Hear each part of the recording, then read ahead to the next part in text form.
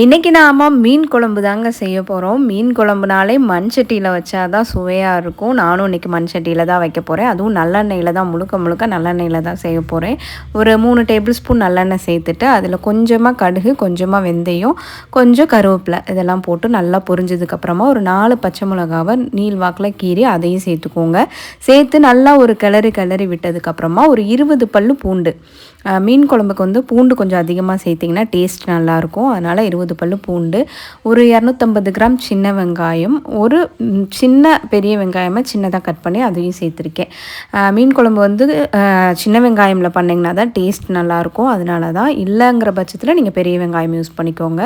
வெங்காயம் வதக்கும் போதே தேவையான அளவு உப்பு சேர்த்துட்டு, மீடியம் சைஸ் தக்காளியாக இருந்தால் 2 எடுத்துக்கோங்க, பெருசாக இருந்தால் 1 போதும். தக்காளியை சின்னதாக கட் பண்ணி சேர்த்து ஒரு கிளறினதுக்கப்புறமா பொடி ஆட் பண்ணிடலாம்.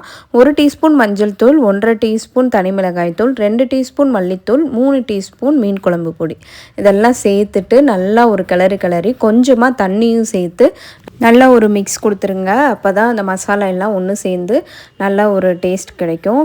இப்போ பார்த்திங்கன்னா இந்த மாதிரி எண்ணெய் பிரிஞ்சு இந்தளவுக்கு கட்டியாக வந்ததுக்கப்புறமா வேறொரு மிக்ஸி ஜாரில் மாற்றி நம்ம கொஞ்சம் பேஸ்ட்டாக அரைச்சி எடுத்துக்கலாம். ஃபைனலாக அந்த சட்டியிலையும் கொஞ்சம் தண்ணி ஊற்றி அதையும் கழுவி மிக்ஸி ஜாரில் சேர்த்து நம்ம பேஸ்ட் மாதிரி அரைச்சி எடுத்துக்கலாம். இப்போது ஸ்டவ் ஆன் பண்ணிவிட்டு அதே மீன் சட்டியில் கொஞ்சமாக நல்லெண்ணெய் சேர்த்துட்டு கடுகு, கருவேப்பிலை சேர்த்ததுக்கப்புறமா நம்ம அரைச்சி வச்சுருந்த பேஸ்ட் அது கூட சேர்த்துடலாம். மிக்ஸி ஜாரில் கொஞ்சம் தண்ணி ஊற்றி அதையும் கழுவி குழம்புல சேர்த்துக்கோங்க. இப்போ பார்த்திங்கன்னா ஓரளவுக்கு நமக்கு கட்டியாக தான் இருக்கும். நமக்கு மீன் குழம்பு தண்ணியாக இருந்தால் தான் நல்லாயிருக்கும்.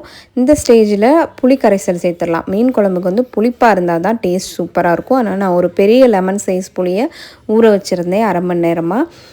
அதே இந்த புளி தண்ணியை சேர்த்துட்டு கூடவே ஒரு 2 டம்ளர் தண்ணியும் சேர்த்து நல்லா கொதிக்க விட்டுருங்க.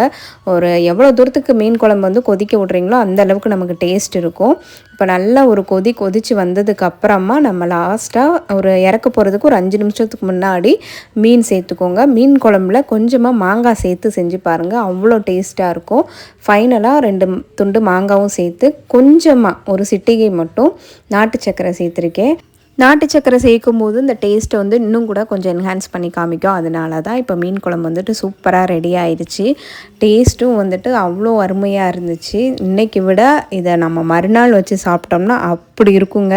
கண்டிப்பாக ட்ரை பண்ணி பாருங்கள். பாய்.